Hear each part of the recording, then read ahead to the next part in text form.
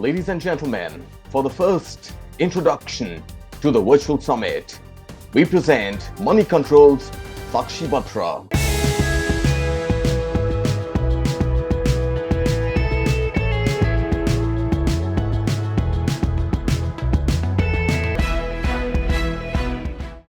Hello and welcome. You're tuned into the Moneycontrol Virtual Summit on the future of Indian industry, presented in association with Salesforce. And I'm your host, Sakshi Batra. Well, these are unprecedented times, and the COVID-19 pandemic, besides impacting the human lives adversely, forcing people under lockdown, has brought in a major shift in the ways we function, work, and perform our daily activities. Well, the real impact could actually take months to accurately put down. There is definitely need for us to start a conversation that really can bring minds from across the globe to share and to create an understanding of how the new world economic order will shape out, the ensuing business opportunities it will foster, and the industry strategies that it will alter. And this is why we bring to you the future of Indian industry, to relevantly discuss the new realities of the post-coronavirus world and its impact on organizations and businesses.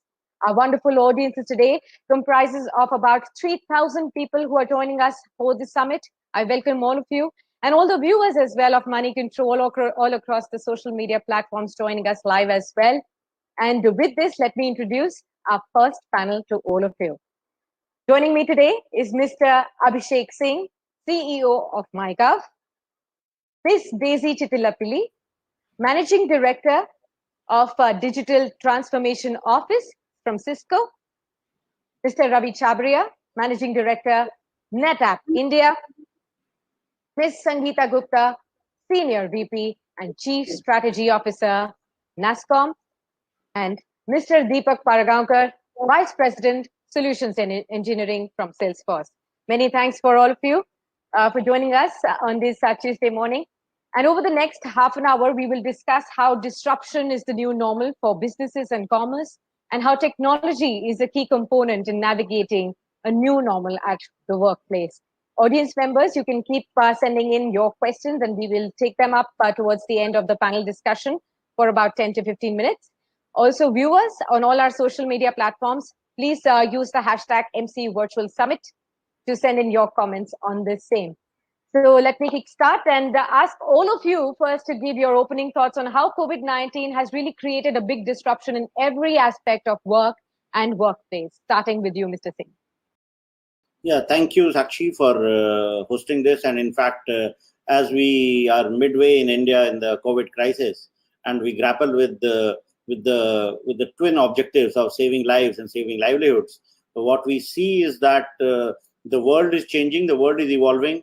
While there are a lot of challenges with regard to tackling the disease, bringing in behavioral change, but at the same time, when we look at businesses and when we look at workplaces, we have to think of how do we continue to do the routine stuff, how do we continue to reorient ourselves in order to be able to face the new challenges. While it may appear that in the short term it will not be easy, but over a period of time, we need to adapt and look at it as an opportunity for the Indian IT industry especially, and look at what ways work from home and developing solutions, developing collaboration tools, developing products which may help bringing the culture of working from home and not only enable normal work to be done, but also create a lot of value for the industry as well as for the country as a whole. Absolutely. Daisy? Actually, you said it, right? We are living in unprecedented times. And our first response, obviously, and I will give a very specific version to this, our first thought was how to keep our employees safe, how to keep them productive. But being a large IT provider, we were also at the forefront of helping our customers and partners and governments stay safe and productive as well, right? And keep things as close to normal as possible. And of course, now 8 weeks into the lockdown, we are all pivoting back to how to go back to live, perhaps how to start living with the reality of COVID-19, and perhaps, how to rebuild our lives and our businesses and our economies and our countries post-COVID, right? So that's where the pivot has been to. But the more interesting thing for me, I think, in this context is the behaviors that we have adopted over the last 8 weeks or so, right? extra focus on hygiene, the lack of trust in public spaces, crowded environments, etc., which was par for the course for most Indians. And if you talk to behavioral scientists, they say that if you do something for 2 months, 66 days to be precise, it really becomes a lifelong habit. And if that's the case, what will be the impact of these lifelong habits that we will form during this crisis that will impact businesses and governments and the way we interact with our consumers, right? In the context of this money control session, I'm very curious to understand that and looking forward to the conversation today. Right. Ravi, would you like to add to that? It's very hard actually to de-emphasize the impact it's having on human lives, right? It's 1 billion plus people in India. It's many more billions across the world. We clearly see it. But if you have to look for a silver lining, it's absolutely accelerating the future of work. There's one thing to say that when you think about the future, it's something that hasn't occurred. The reality is it does happen in pockets. And, a crisis like this kind of just accelerates it. The technology, as you'll see us talk about today, actually does exist, has existed for a really long time. I think what we'll talk about today is how the mindset is shifting, right? As I think Daisy pointed out, behaviors are changing on the personal front. Mindsets are shifting on how you do things at work, how work moves to the home, and how that shifts even the balance of, what you might consider traditional roles at home. And the hope is if the traditional role in the home can change, maybe the dominant roles in the workplace can also change, right? So there's a fairly broad gamut of things we can be talking about today. Absolutely. Sangeeta, do you also believe that the way we are changing and adapting to this coronavirus world, the way our habits are changing, that is likely to continue even in the post-corona world? I think definitely, Sakshi, the world has changed. And an interesting article I was reading was it's not about the new normal, it's about the never normal. So clearly, I think, the last 8 weeks for an industry like the IT industry, about 4 million people in India, which used to go to office every day, I think moving 90% of that workforce to work from home, it's been a period of tremendous learning and reinvention, right? You could not have imagined a scenario for almost 3.5 million people to be working productively from home. And I think getting that done in a matter of few weeks, it's proven the fact that many things can happen. I think we were just not focusing on doing it right. And having made that happen, I think now the future will be about how do you sustain what you've learned from here? Right. Deepak, your first thoughts. And I also clearly feel that, yes, unprecedented times. I mean, we are sitting over here, the studios are our homes, and we are interacting with the audience. And good morning to each and every audience. Clearly, what has happened post-COVID is 2 things have become very prominent. One, we have been able to see the organization and organizations' leaders' response to that. And second, technology. Now, what do I mean by that? Now, organizations, many organizations, and specifically organizations like Salesforce, where I come from, decided to be participating in the lives of employees, customers, as well as communities in large. And when we talk about these 3 stakeholders, it is working closely with them, providing them with the technology to be productive in these testing times. And obviously, there are some of these things that we all are part of this community. So working closely with the community, each and everything that I spoke about has been powered by the technology, and I'm sure that that has been experienced for most of us.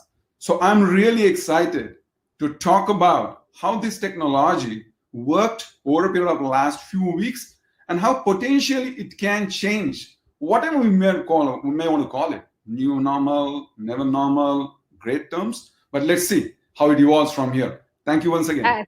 Absolutely. Mr. Singh, I'd like to come to you. Do you think business leaders should build learning and adaptation to their reopening plans right from the start?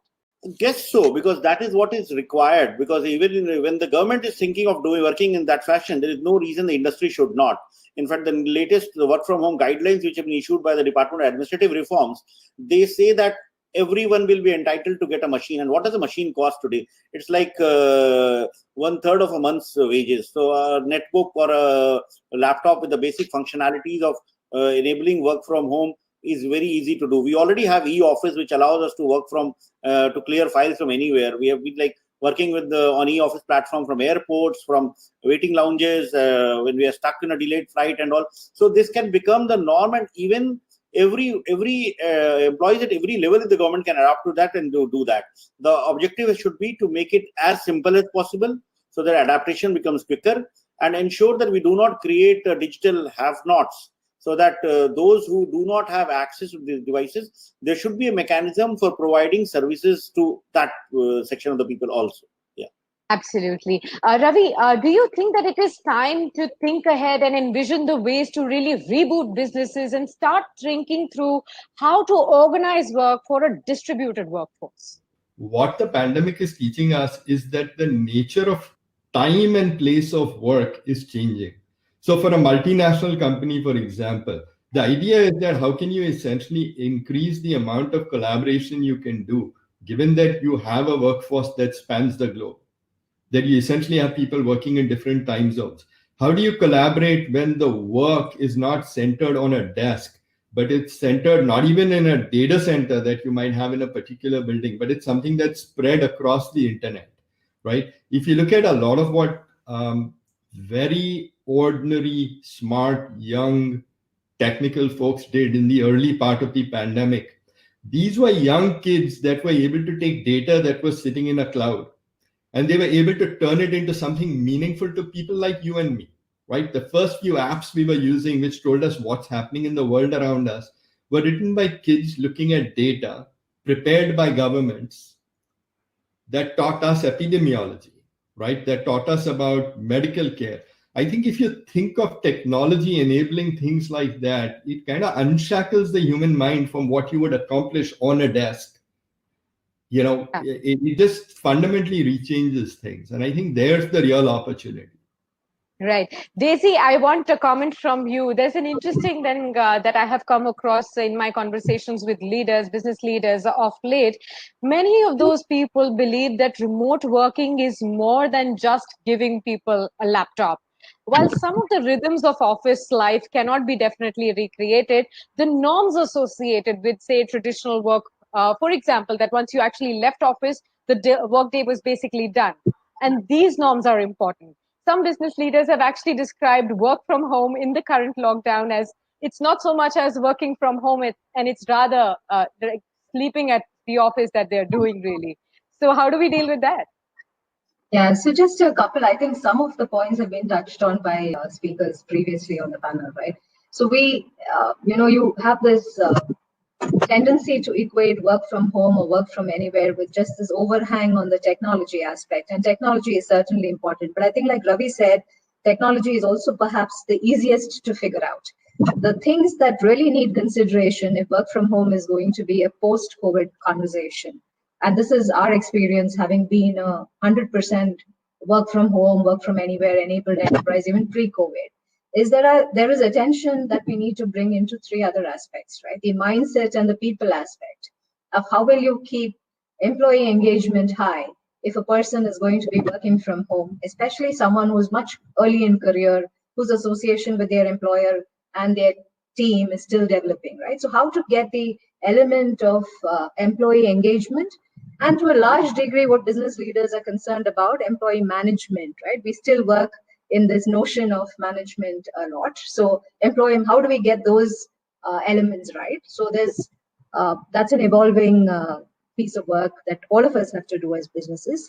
Right. Sangeeta, I'd like you to take one question that has come in from the audience. That is, will work from home be a crucial part of every organization going forward? Debujit Chanda has asked. Yeah, so definitely, Sakshi, work from home will be an integral part of every progressive organization. In fact, I think a job seeker, earlier used to ask saying, do you have a 5-day work week policy? Now they're going to ask, do you have a work from home policy? So clearly, I think the progressive organizations understand the imperative of a blended work model. At the same time, I don't want to say that it will be a 100% work from home model. It will be a blended model. There will be roles that can work from home. There will be roles that need to come to office depending on security issues, client permissions, etc. So I think the future for us would be how do you seamlessly integrate the office and the home model so that, issues that Daisy spoke about, whether it's people, culture, experiences, all of them are similar, whether you're an employee that works from home or whether you're an employee that comes to office. Right. At this point, I'd like to thank Mr. Abhishek Singh and Mr. Ravi Chabria, Sangeeta, Daisy, and Deepak for sharing all these wonderful insights with all our viewers as well as all our audience members. To create a happier workplace is the goal, really, beyond the challenges that we are sure to overcome. To accelerate the road to recovery, businesses still need to instill this spirit of both purpose as well as optimism, and to make the case that even in an uncertain future, with effort, it can be a better one. Many thanks for joining us.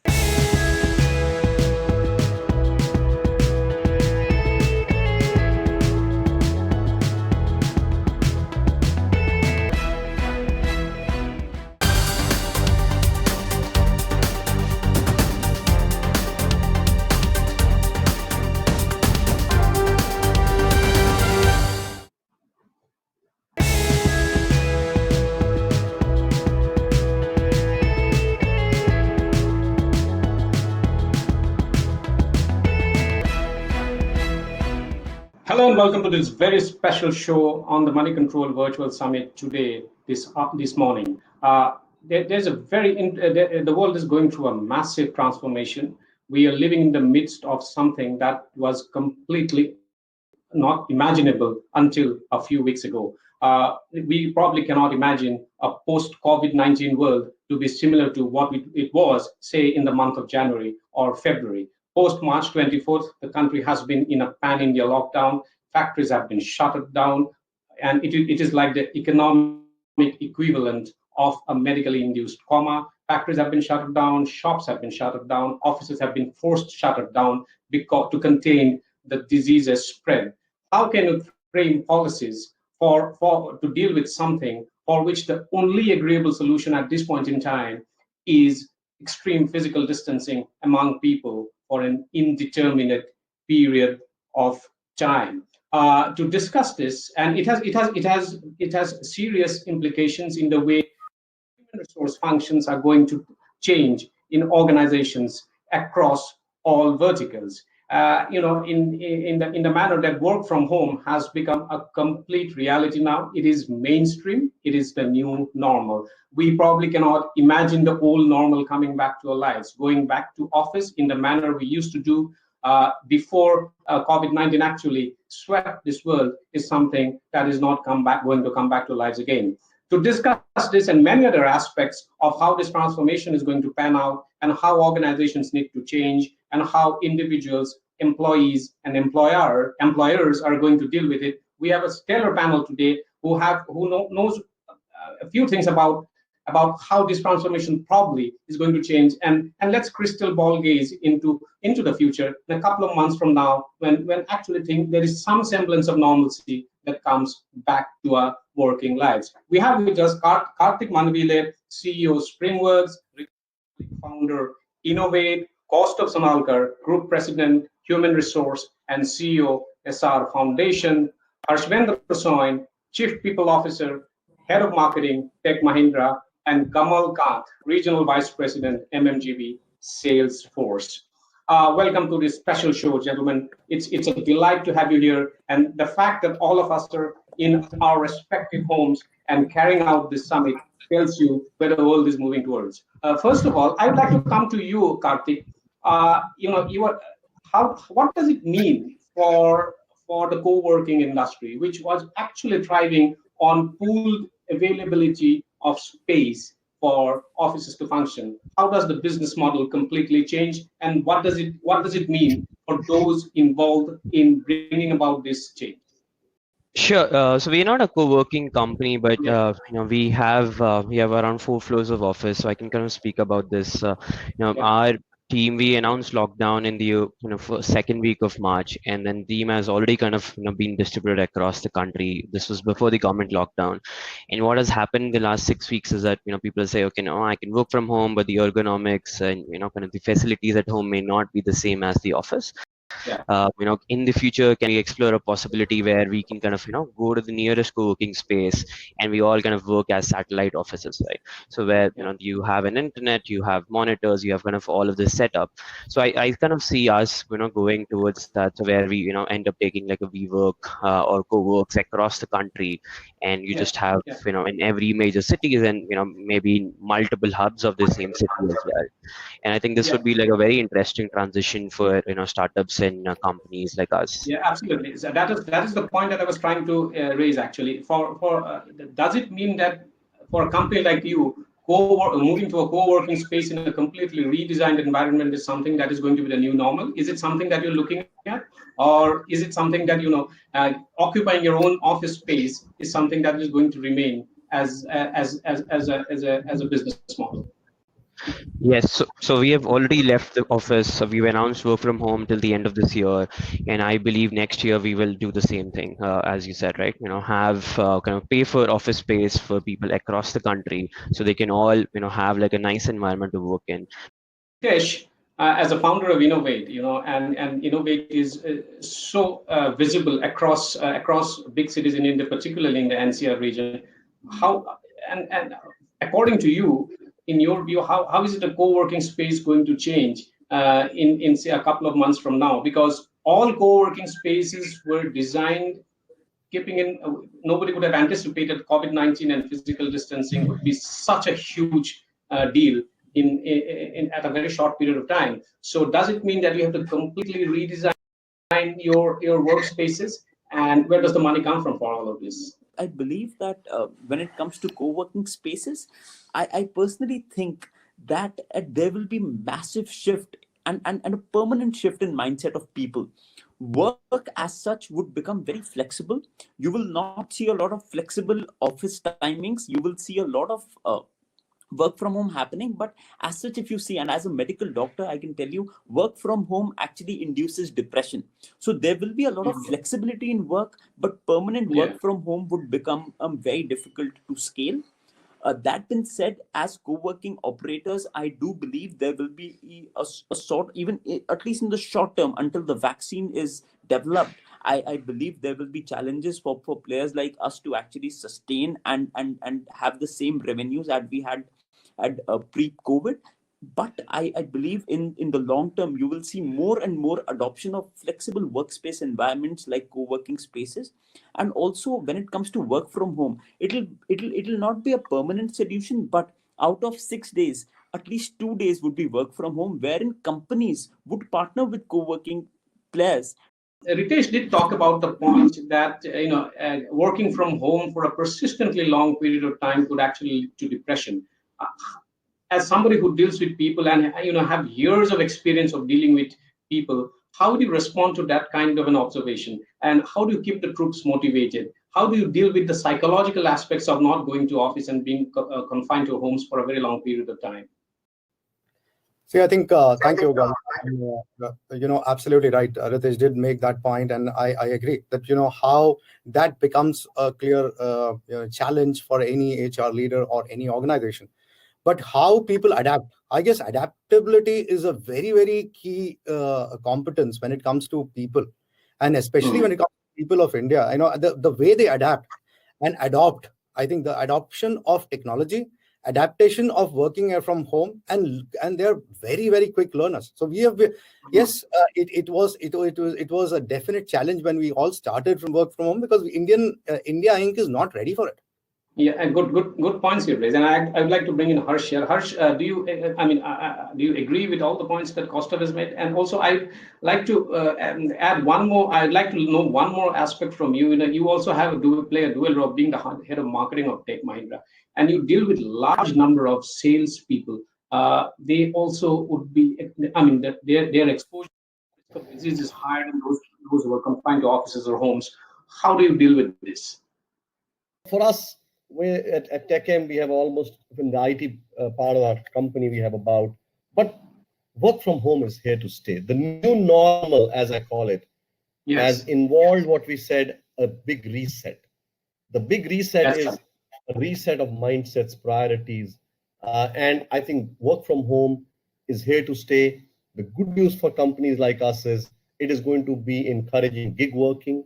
It is going to be encouraging diversity of sorts, where it actually allows a lot many more people to participate in the commercial activities than really getting stuck in only coming from office, coming to office. And on an ongoing basis, we will have about 25 to 30% people always working from home. Kamal, I would like to bring you in here. Do you think that this is the reset moment for Indian across businesses? I definitely, believe that it is definitely a reset, because if you look at it, most of organizations, we spend today in India, probably pre-COVID, a couple of hours on the road, right? That was a lot of stress that was getting added to apart from work.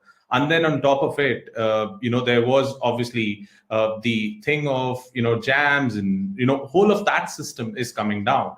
Now, in fact, I was talking to a friend of mine whom actually mentioned that, what reset is really going to happen is when we have the next 1,000 apartments that's probably going to come, someone like Ritesh would probably come in and say that, hey, we'll take one floor of your building, or a builder might actually collaborate with a co-working space, saying that, like, gyms coming into apartment complexes. We had swimming pools coming in, tennis courts coming in. You'll have co-working spaces on a floor. So from your home, you probably have to take a lift and go up or go down, and it'll be a part of your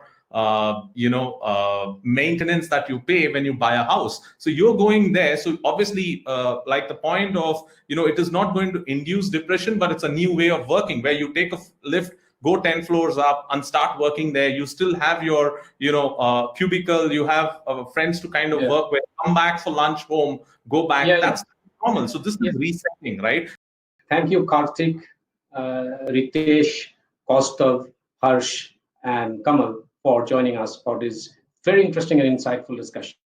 We now have the chief guest, the Honorable Minister of Communications, Law, IT, Electronics, Honorable Sri Ravi Shankar Prasad with us. And if in the past couple of years, if we all of us have noticed that governance has become very technology enabled, public services has become more efficient, a large part of that credit should go to the Honorable Minister, who has shepherded the Digital India initiative. And we can see the advantages of that coming now, because when human resource functions, work functions, businesses are going through a massive transformation, people are being forced to work remotely, efficiency levels have gone up significantly in India, the technology infrastructure has gone up significantly in India.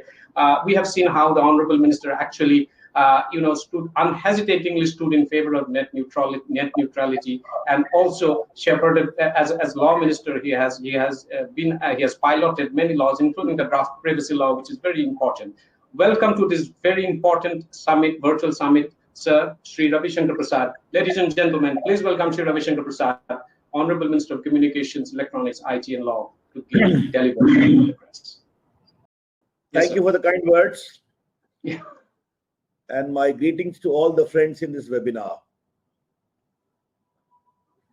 I understand digital advantage of the two interaction being conducted by Moneycontrol in the light of the challenging times we are in these days. Let me take the theme of Digital India, which Chaudhary just talked about. When we started Digital India, with the direction of the Prime Minister, I particularly articulated it in simple terms. Digital India simply means technological empowerment of ordinary Indians. This must bridge the digital divide. This must, most important, bring in digital inclusion. And the digital have-nots should also become the part of the process. And this in turn must be developed through technology, which is low cost, homegrown, and also developmental. This was the theme by which we articulated the main pillars of Digital India. I have not the slightest hesitation in telling you that Digital India footprint and the ecosystem has become the biggest helping hand during these challenging times. Let me give you certain examples. All of you know India's population nearly 1.3 billion, 130 crore, mobile phone nearly 120 crore, Aadhaar card 126 crores. How we leverage digital technology for inclusion. You must have heard about this, but let me repeat. We opened 370 million, 37 crore bank account of the poor. Link that with Aadhaar, digital identity to confirm the physical identity, and seed it to the mobile phone. And we started sending all their entitlement directly to their bank account. We have sent nearly 8,50,000 crores in the last 5 year plus. And we saved close to 1,40,000 crore, which used to be pocketed by middlemen and fictitious claimants. Now, during these challenging times, when the Prime Minister announced 1,70,000 crore package for the farmers, for the poor woman, 20 crore 500 rupees per month to be given for 3 months, other to pensioners, etc.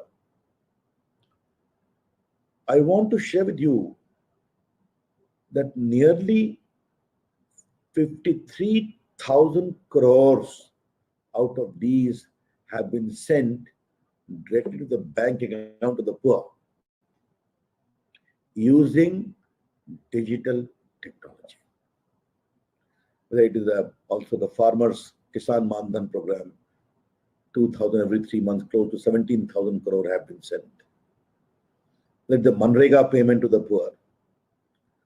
Therefore, the inclusive character of Digital India has come to great help during these challenging times. Now, once this issue happened, once this pandemic came, there were challenges. People from the IT industry, from the NASSCOM requested me. And I overnight liberalized the entire work from home norms, including the heavy security, other requirements, fiscal and others. I said liberalize. Today till 30th of July, I've extended it. And I'm very happy to learn from the stakeholders, including all of you who are listening to me. But a substantial work is being undertaken from home. I've also told my officers to work out a proper positive plan whereby we can make it a structured institutional framework as I see the post-COVID world. Just on the first point of delivery, I asked my postal department with their wide network of Dakia everywhere, postman, please undertake digital payment to the remotest part of the country where they cannot go to the bank or bank is not available and the challenges of lockdown. Friends, I'm very happy to share with you that postal department peon, my postman, has delivered 1,100 crore of Aadhaar enabled payment by using the fingerprint and mobile digital technology in remotest villages, not even accessible by roads. They travel by boat. Apart from the 28,000 crore which India Post Payment Bank ultimately transacted. Therefore, since digital transformation is the issue all are talking about, how we have been able to leverage the inclusive character of Digital India is something to seriously reflect upon. And I'll be open to suggestion from friends like you as to how we can do it further. Now, how we leverage technology to help quarantine, isolation. My department came with this geofencing. What is geofencing? If you are in a quarantine, there are 3 mobile towers. If you travel beyond that tower through mobile, then you will be given an alert immediately. And many state governments are using it. Then there is COVID Savdhan. What is COVID Savdhan? COVID Savdhan is straight away dedicated messaging to a dedicated targeted area for caution, for healthcare, a gram panchayat, or a village, or a kasbah, as the case may be. This has also been used to the tune of nearly 2 million plus, 21 crore by nearly 10 state governments. You have already heard about Aarogya Setu. I can tell you it is a fine innovation of Indian mind, in which apart from my department and the Niti Aayog, even some private minds have played a good role, which I appreciate. I want to say very simply and categorically, it is safe. It does not violate any principle of privacy.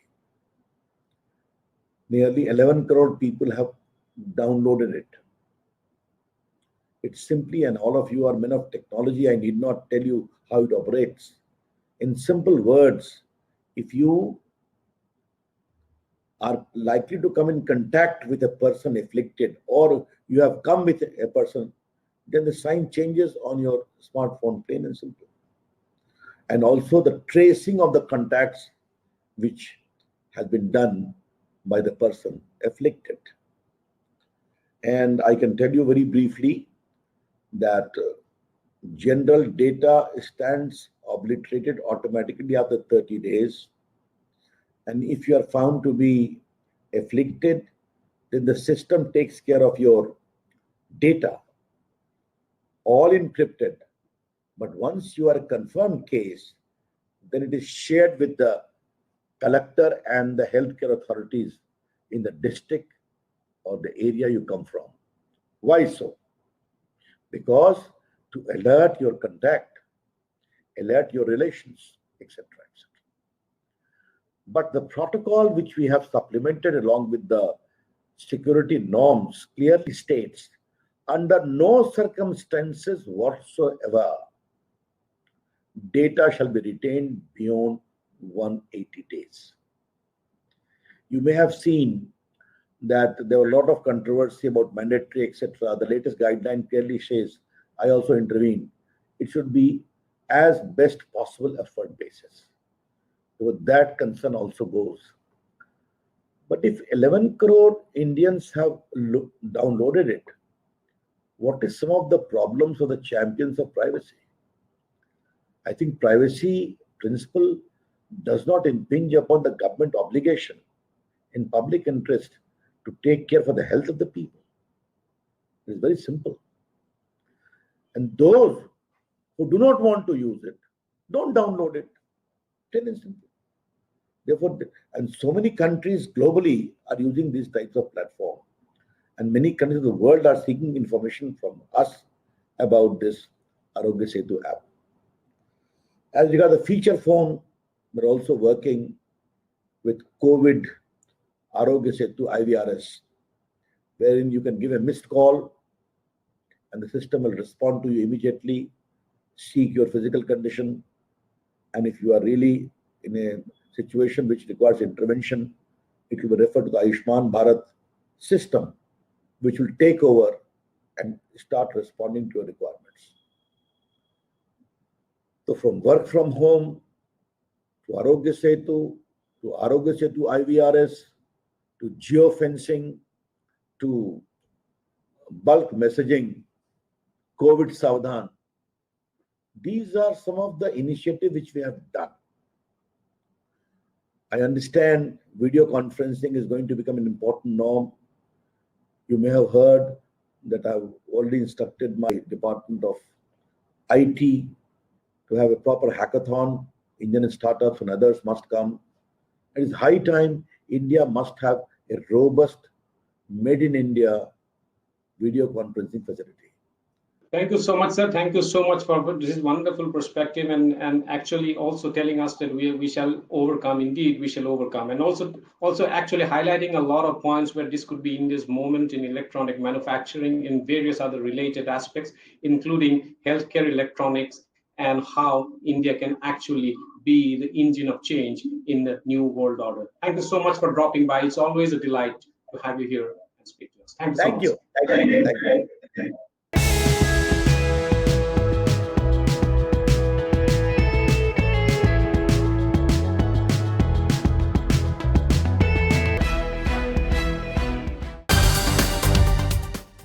Ladies and gentlemen, now on to the final panel discussion this afternoon with Network 18's Mridu Bhandari.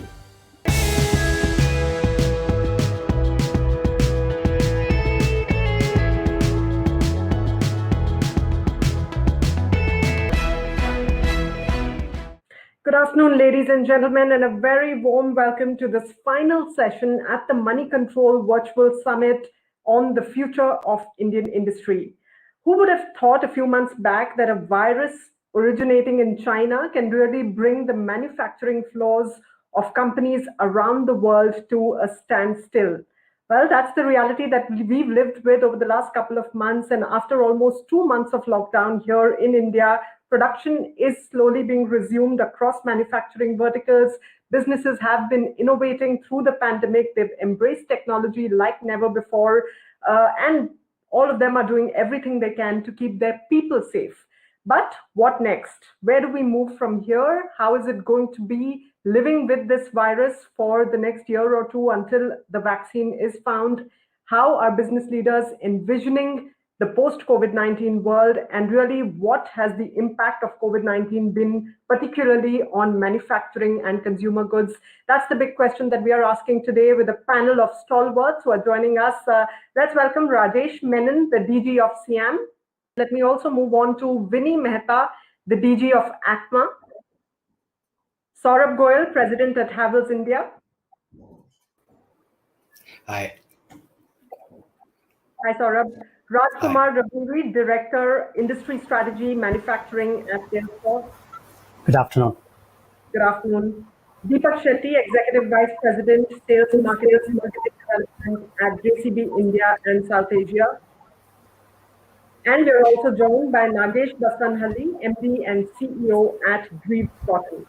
Rajesh, let me come to you first. It has been a sort of a terrible year for the auto sector, a decline of about 18% in growth even before the pandemic hit us, a loss of 2,300 crores per day through the lockdown, and no real immediate stimulus from the government to boost demand immediately. What is the outlook that SIAM has for the rest of the financial year at this point in time? Thank you. Thank you very much for giving an opportunity to talk about the auto sector in this panel. As you rightly said, the sector is going through a lot of trouble since last year. We've gone through an extended phase of slowdown. We had a negative growth of minus 18% on an aggregate level across segments in 1920.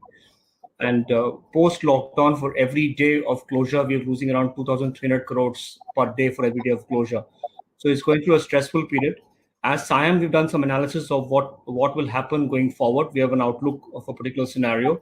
The outlook is that in case we are looking at a 0 to 1% overall GDP of the Indian economy, then in that scenario, we're looking at a negative growth of minus 22 to minus 35% in that range for different segments of the industry, which basically means that back to back, if you take 1920 and 2021 outlook, then we're looking at going backwards quite a number of years. In fact, we are seeing numbers will go back to what it was in 2010, 2011, which will mean that your capacity utilization will drop drastically.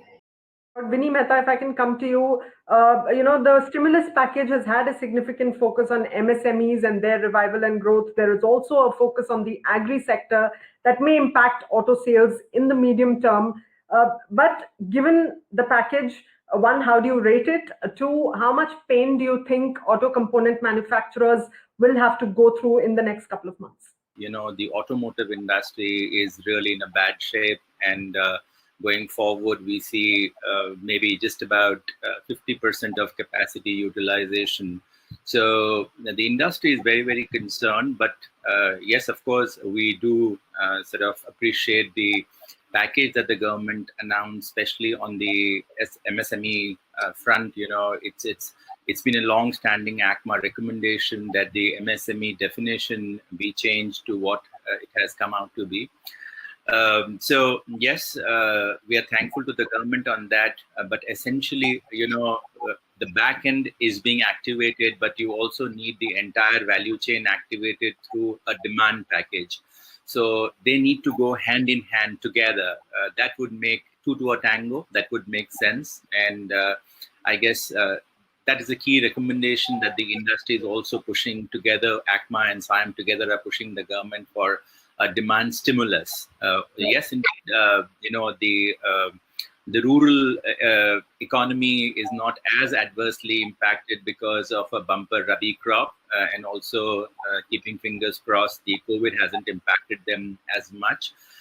So definitely the rural market, the agri equipment market, and also to some degree sales of entry-level vehicles will be sort of positively impacted in that sense. But having said that, as Rajesh said again, it is not enough to really get us back. Right. Okay. And Saurabh, if I can come to you next, I want to talk to you a little bit about the ground situation during the pandemic and what your response at Havells has been to maintain business continuity. You have manufacturing plants in North and East India. What sort of losses did you suffer during the lockdown? Also, the lockdown came just before the financial year closing. So how badly were year-end sales and targets hit? Yes, as you understand, Havells spreads across almost 20 different verticals. But two main categories that we serve, one is the construction industry, which is more related to the GDP growth in terms of building segments, cables, house wires, switches, etc. And on the other hand is the consumer durables industry, where we have our brand called Lloyd, so ACs, refrigerators, as well as fans and water heaters and what have you. So both the different sectors were affected differentially. I would say that the construction sector was anyway not so buoyant, even let's say going into the pandemic. Right. Things were slowing down. Cable industry was seeing a little bit of a hit back. And having said that, March is always big for companies like us. We really look forward to a bumper March, because also remember that a lot of our construction products go into projects and B2B sales, which possibly, March is quite a big month for us from that perspective. Coming to the consumer durables industry, which was more hit, I would say, because two of our major product categories, which were ACs and fans, were just about getting into the season. And both the channel as well as our own factories were just pumping up, gearing up for the season to come across. If ACs were anything to go by in Jan and Feb, we would have, the kind of growths that we were seeing. We would have really had a bumper March. Let me bring in Deepak at this point. Deepak, like Saurabh said, construction, infra, real estate were all, in the slow growth process before the pandemic hit us. Consequently, construction equipment demand has also contracted. What have the losses at JCB India been like during the lockdown? And as businesses slowly resumed across the country, is demand looking up for you yet? Now, yes, during the pandemic with the lockdown, it has been a blip. But then we are connected on the ground through the telematics platform, where we connect with around 150,000 machines which are operating in the field. And every day these machines tell us how they are being used. And what I see there is so encouraging. So even in midst of this pandemic, particularly in the rural areas, as Mr. Mehta alluded to, the machines are being utilized, and we are seeing us coming back very strongly after the blip. So construction equipment industry, I would say, should come back much stronger.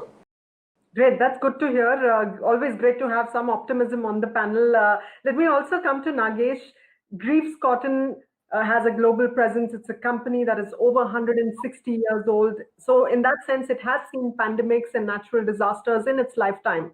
But what happens in a situation like COVID-19 when your entire global and distributed supply chain gets impacted almost at the same time and comes to a halt? How do you deal with that? And what has ensured business continuity for you during this period? Yeah, thank you. Thanks for having me. Like you said, we've been around for over 160 years. The good news is we've seen ups and downs during our history. In terms of, we are not any immune, like my other colleagues talked about. I think we've had last 6 to 8 weeks of real tough times. Now, where do we go from here? I mean, when I look at both on the B2B side and on the B2C side, on the B2B, where with the automotive BS6 ramping up, we do see demand picking up. The challenge for us is on the supply side, where some of the start-stop hasn't helped. So I think hopefully the suppliers will get back and ramp up, because we are only as good as our supply chain. Our supply chain needs to all come back on, right? And on the B2C side, we're seeing our dealers, especially on the south, come back up faster, and hopefully that will continue on the north and the west over a period of time. Thank you. Right. Right. And Raj, if I can come to you next, one thing that this pandemic has done is that it has accelerated digital transformation for a lot of companies across scale, across sectors. Share with us some of the top trends that you're observing in your manufacturing customers as they try to battle it out and survive the storm. What are the conversations with these customers looking like at this point in time? Absolutely, Mridhu. First of all, it's a privilege to be part of this esteemed panel, and thanks for this opportunity. So I think some of our esteemed guests talked about, so clearly I think this is a crisis which is unprecedented. I think none of us in our lifetimes have witnessed, right? And the crisis also has been playing out across the world in terms of time zones and the months since January through now mid-May. So what we've been observing with some of the manufacturers, whether you're a global manufacturer headquartered elsewhere with a significant footprint in India, or you're a locally headquartered manufacturer who not only serve the India market needs, but also export, I think the crisis is playing out at different levels. So first and foremost, those manufacturers like our colleagues from Havells, etc. So you're in the multiple verticals, consumer durable segment. So you route your products through the distributor dealer channels. So there the lockdown is exposed. If you're not digitally ready to be able to drive a connected ecosystem with your dealers and distributors to keep them informed in terms of what the lockdown measures are, how do you protect the workforce working at these dealer distributors, as well as have a constant, transparent, continuous communication, I think that has been exposed. Whereas some of our trailblazing customers, including leading tire manufacturers and automotive OEM manufacturers, they've had these digital capabilities, which we call as the digital muscle in place, where they were able to overnight adapt not only the work from anywhere and work from home capabilities for their white collar workforce, but also able to seamlessly communicate with all of their extended partner workforce. I think we believe this is a fantastic opportunity. While it's nevertheless a crisis and it's going to be around for next 12 to 18 months, I think this gives an enormous opportunity for manufacturing industry to truly deploy digital as a fundamental enabler for business transformation. Thank you very much, viewers, for joining us today on this Money Control Virtual Summit. Wishing you safe and happy times ahead. Goodbye.